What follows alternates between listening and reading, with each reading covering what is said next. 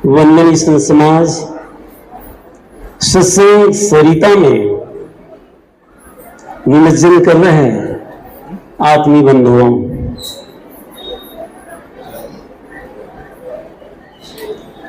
Kabir park संस्थान नवापारा के त्रिदिशीय सत्संग समारोह का आज दूसरे दिन की दूसरी सभा है।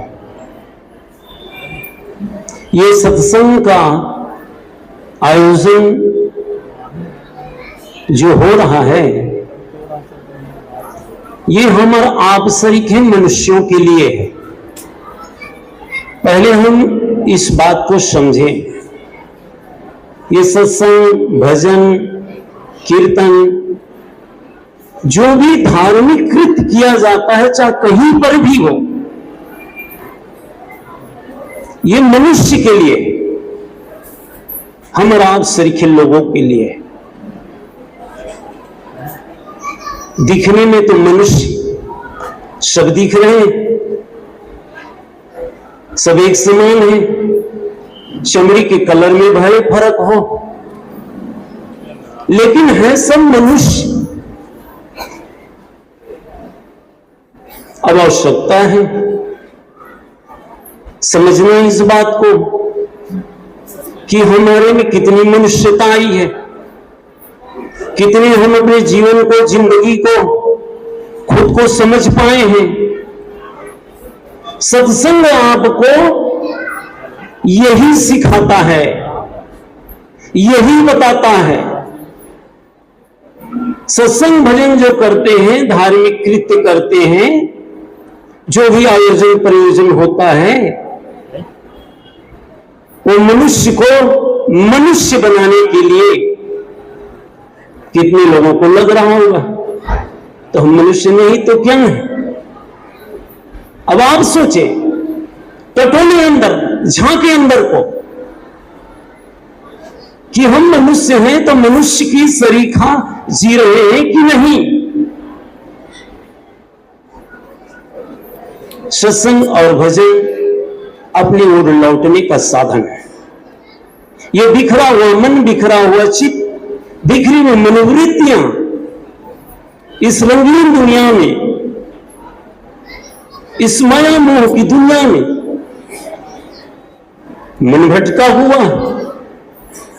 बस जो भी सोचते हैं दुनियादारी के बारे में, इसी के इर्द गिर्द मन घूमते रहता है।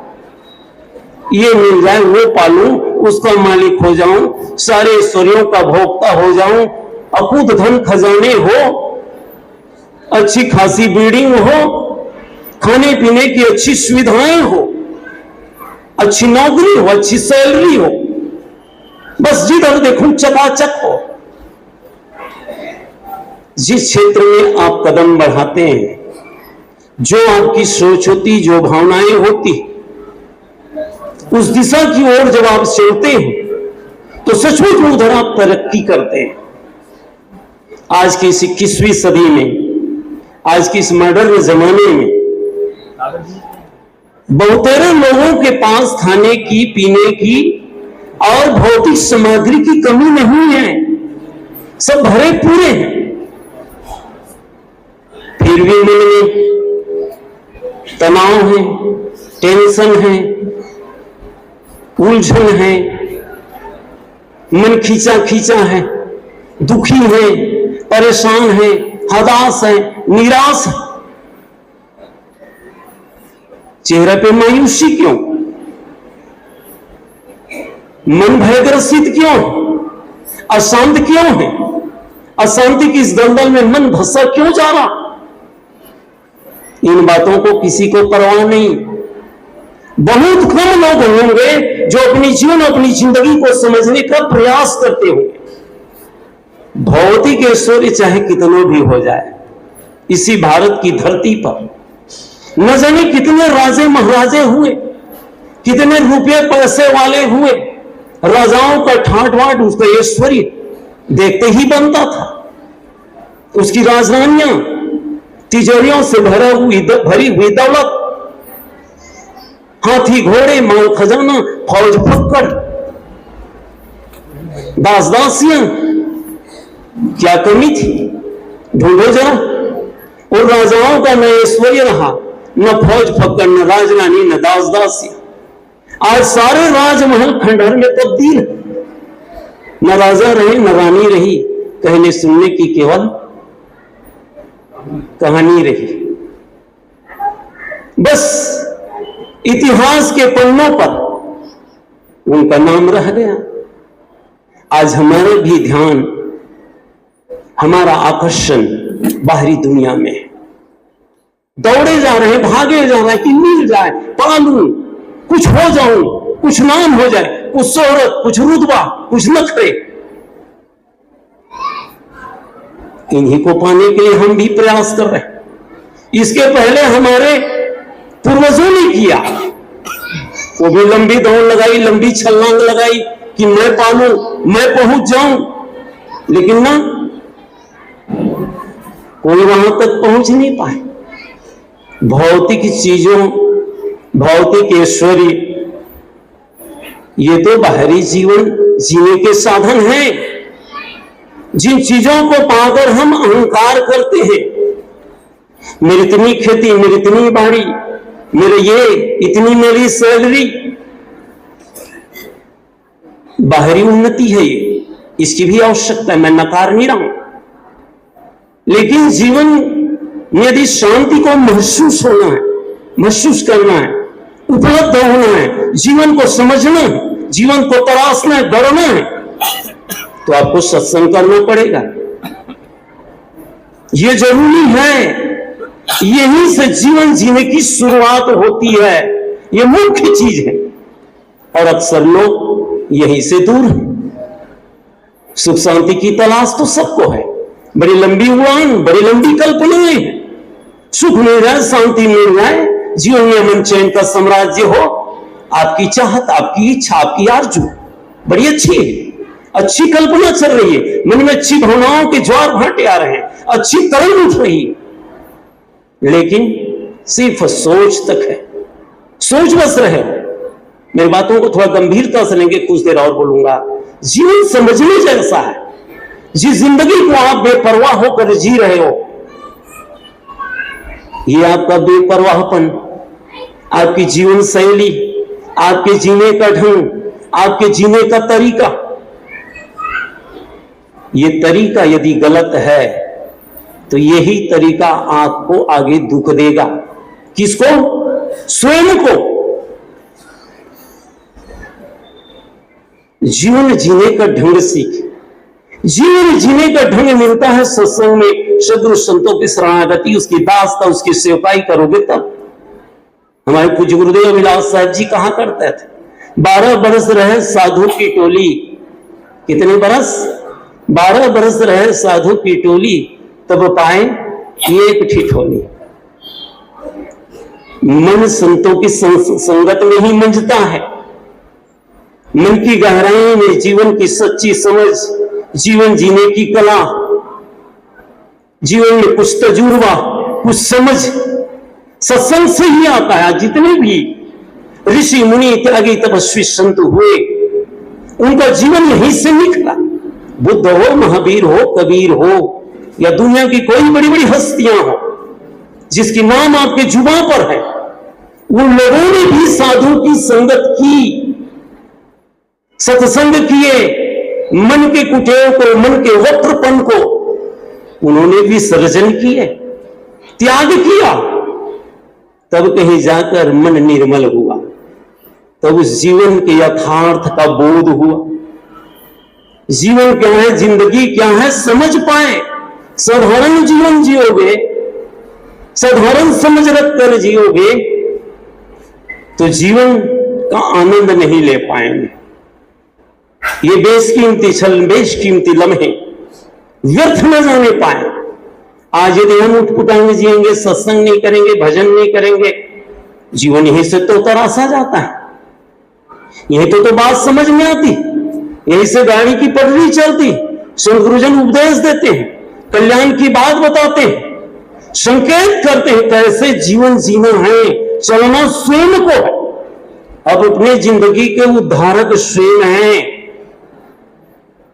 ये आपका जीवन है, आपकी जिंदगी है। इस जिंदगी को कैसे जीना है, आगे क्या कुछ करना है, अपनी जिंदगी के बारे में योजना बनाइए।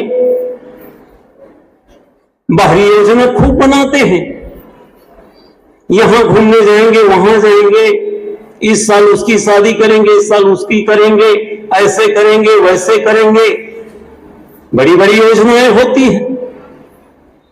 कभी जीवन के बाबत, जिंदगी के बाबत आप कोई योजना बनाए हैं कि इस साल तो इतना ही काम किया, आगामी साल और अच्छा सत्संग भजन करूंगा, ध्यान चिंतन में मन लगाऊंगा? ये तो होता नहीं। बड़ा मुश्किल लगता है ना, बड़ा मुश्किल लगता है, क्योंकि मन की आदत है, वासनाओं की ओर, इच्छाओं की ओर, चाहनाओं की ओर, इसी रंगीन दुनिया में मन डूबा हुआ। मन इतना रंगा हुआ है कि बड़ा मुश्किल सा लगता है। 2 मिनट सत्संग में बैठो, मन छटपटाता है। बहुत लोग हैं, हम भी यही बैठे, आप भी लोग बैठे, कितनों का मन घर में जा रहा होगा, बैला बाहर बंधा है, लड़का भूसा दिया होगा कि नहीं दिया। इधर हमारी माताएं बहन घर से आ गई, वो बहू के लिए पता नहीं क्या दबा देगी, क्या खा देगी। ये मन की सोच है। मन को जाने के लिए पैसा लगता है ना, कोई बैठे बैठे अमेरिका, बंबई, जापान, रूस घूम कर आ जाइए, न वेटिंग मिलेगा, न इंतजार का, न सीधा कन्फर्म होता है। जीवन की जितनी चालाकी करोगे, जीवन के अंतिम क्षणों में, अंतिम पड़ाव में, जब शरीर जिंदा लाश की तरफ बिस्तर पर होगा, उस समय आपको पश्चाताप करना पड़ेगा। मैं चाहता हूं कि हम सबको जीवन के अंतिम क्षणों में, अंतिम पल पे पश्चाताप न करना पड़े। आपको यह पश्चाताप न हो कि मैं सत्संग नहीं कर पाया, संतों गुरुजनों के सानिध्य शरणागति न ले पाया, दान धर्म न कर पाया, मां बाप की सेवा न कर पाया, किसी भी प्रकार की टीस, पीड़ा, दर्द, कसक न हो मन में। जैसे बचपन भोला भाला था, बड़ा सरल सपाट था। जब छोटे थे तो मन में कामना होती थी, अरे मैं बड़ा होऊंगा तब क्या करोगे बेटा, अरे ऐसा करूंगा, वैसा करूंगा। अब बड़े हो गए, मन नहीं होता और आगे बढ़े, पीछे की ओर जाने का मन होता है। फिर जीवन के अंतिम क्षणों में कुछ नहीं कर पाओगे, कुछ करने का मौका आज है। आप लोगों ने तो मेरी बातों पर आप विश्वास करें, आप लोग सुना होगा, पहले विश्वास करें फिर क्या कहते हैं, पहले विश्वास करें फिर किसमें कहते हैं, निर्मा वॉशिंग पाउडर तक मत रहो।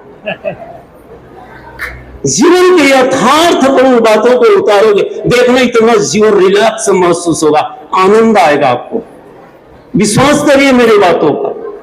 आज सब चीज के लिए समय हम लोगों के पास, बाहरी भाग दौड़, राजनीति, यो तो कुछ आवश्यक भी है, समय नहीं है तो सत्संग के लिए,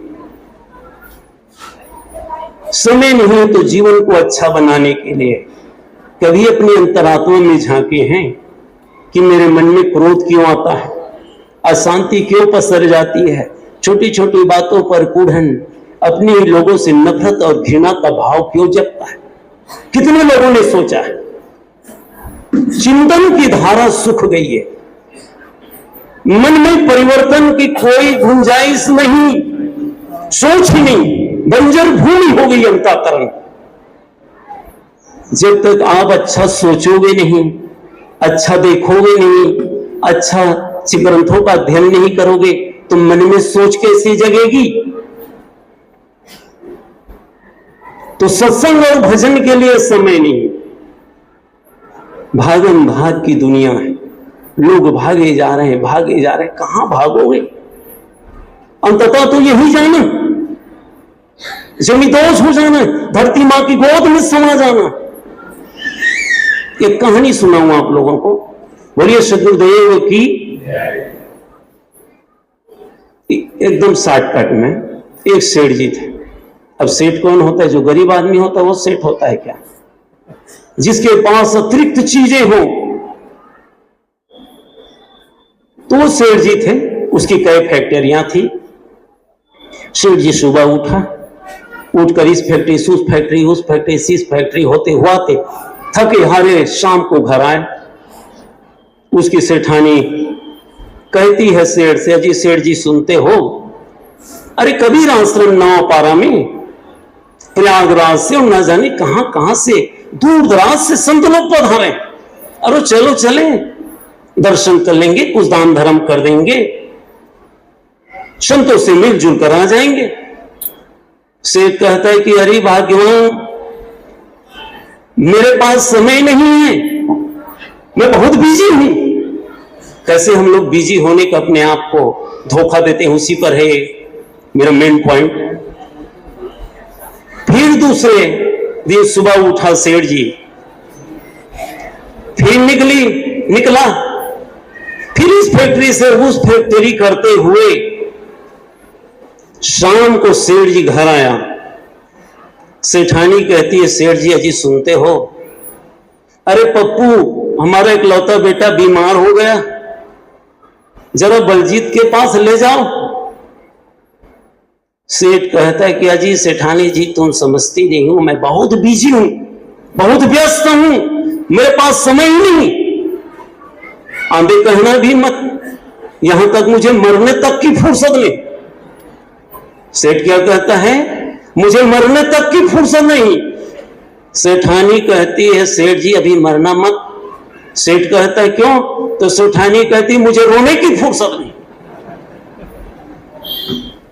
कैसे भागम भाग की दुनिया चल रही, लोग भागे जा रहे हैं। कुछ धर्म कमाई करो, कुछ जीवन सुधार की बातें सोचो, मन की गंदी आदतें, कुछ संस्कारों में रंगा हुआ मन को शुद्ध करो। अनादिकाल से इधर से तो बहते बहते न जाने कितनी जिंदगियां बीत गई। आज पहली बार मनुष्य शरीर नहीं पाए हो, न जाने कितनी जिंदगी बीत गई। वही किए या वही कर रहे हैं जो पहले से करते आए हैं। जो भूल, जो गफलत, जो प्रपंचों में, दुनियादारी में, दुनिया के बहाव में मन लगा था, वही आज भी लगा। न विचारों में परिवर्तन, न मन में परिवर्तन, न भावनाएं अच्छी हुई, तो वही मिलेगा जो पहले मिलते आया है। देखो हमारे किसान भाई लोग बैठे हैं, जब खेत में अच्छी उपज नहीं होती, अच्छी पैदावारी नहीं होती, तो बीज बदल देते हैं। तो हम लोगों को भी चाहिए, जीवन में यदि शांति महसूस नहीं हो रही, सुख नहीं आ रहा है, तो हमने विचारों को, अपने सोच को, चिंतनों को बदले, तब तो जीवन अच्छा होगा, तब तो जीवन सधेगा। रात दिन जिसको देखो परेशानी, तनाव, टेंशन इतने बढ़ गए कि पूछो मत। खाने की कमी नहीं, पीने की कमी नहीं, दिन में न जाने कितने बार फुल पैंट शर्ट साड़ी बदल रहे हैं, अच्छी अच्छी कीमती वस्त्र पहन रहे हैं। ये बाहरी सजावट तो बहुत, लेकिन जीवन को सजाने का काम न हुआ। देखो हमारी माताओं की तरफ कितना बढ़िया मैचिंग मिलाते हैं, आप लोग भी मिलाते हैं। जैसे साड़ी वैसे ब्लाउज, वैसे नेल पॉलिश, वैसे बिंदी, वो तो गनीमत। सिंदूर का रंग रेड या तो ऑरेंज, ये तो भी काला नीला पीला हो जाता। ऐसे मैचिंग घरों में, परिवार में मिलाकर तो देखो, आनंद आ जाएगा। ये परेशानियां, तनाव, टेंशन में मत जियो, थोड़ा मुस्कुराना सीखे, आपके होठों पे मुस्कान हो, मस्ती से जियो। उम्र तो चली जा रही, जितने दिन जियोगे, फर्क क्या पड़ता है?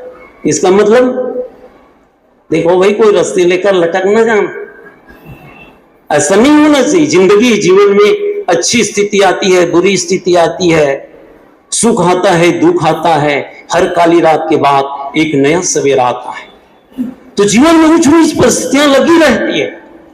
अक्सर लोग तनाव, टेंशन की वजह है काल्पनिक सोच। एक होता है ओरिजिनल समस्या और दूसरी होती है काल्पनिक समस्या, और इस काल्पनिक समस्या में 90% लोग दुखी। अब घर में सोच रहे हैं, अच्छा खासा बिजनेस चल रहा है, सोचते हैं कहीं दुकान बंद हो गया तो क्या होगा।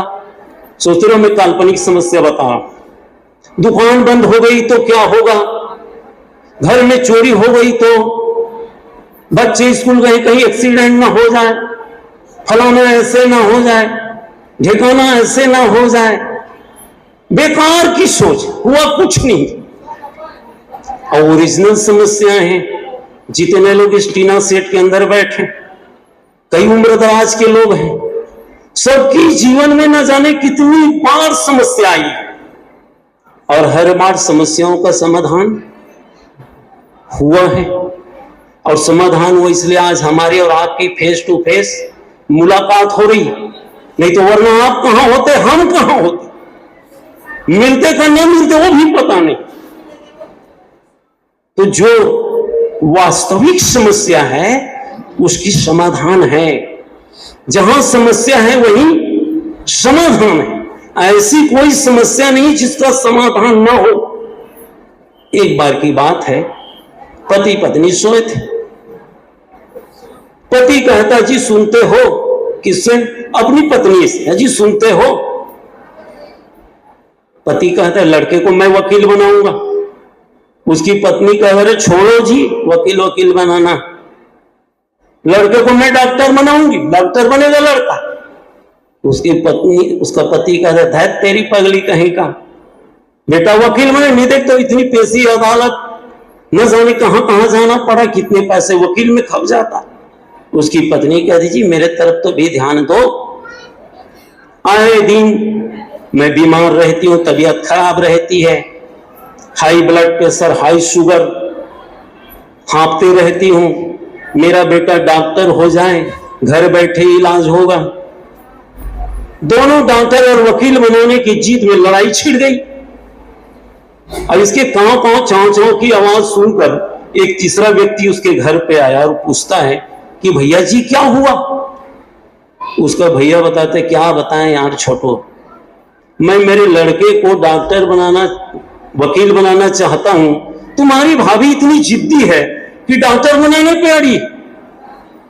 उससे पूछा, उसकी भाभी कहती, क्या बताएं देवर बाबू, बेटे को मैं डॉक्टर बनाना चाहती हूं, लेकिन तुम्हारा भैया अड़ा है वकील बनाने पर। उतने में जो व्यक्ति पूछ रहा था, तीसरा व्यक्ति आया, तो उसने कहा, भैया जी आप भी चुप हो जाओ, भाभी जी आप भी चुप हो जाओ।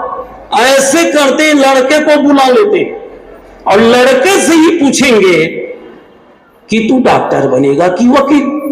इतना सुनते ही पति पत्नी एक साथ कहते कि भाई साहब लड़का तो अभी पैदा ही नहीं हुआ है। समस्याएं आई नहीं, घबरा रहे हो? अरे जिंदगी है तो समस्या, समस्या है तो जिंदगी है, जिंदगी है तो मौत है, मौत है तो जिंदगी। जब तक जियोगी समस्या भी रहेगी, खुशी भी रहेगी, दुख भी रहेगा। ये तो जीवन के संगी साथी हैं, लगे रहेंगे। दुख आए न घबराएं, सुख आए बहुत न उछले, समभाव होकर जीवन जिए, तब जीवन जीने का मजा। जीवन को मस्ती से जिए, खुश होकर जिए, मायूस और निराश न हो, उदास न हो, परेशान न हो। कुछ लेकर नहीं आना, कुछ जाएगा। जो भी मिला है बहुत, जितना है बहुत है। ऐसा सोच रखोगे, ख्याल रखोगे, तो फिर रिलैक्स महसूस हो, अच्छा लगेगा, हल्का लगेगा। याद रखें अपनी मौत को। तुम अपनी बात यहीं पर समाप्त करें, फिर कभी मौका मिलेगा तो मिलेंगे, जिंदगी रही तो दोबारा मिलेंगे, वरना फिर ऊपर ही मिलना होगा, नंबर रखे होंगे लगा लेंगे। बोलो सदगुरुदेव की जय।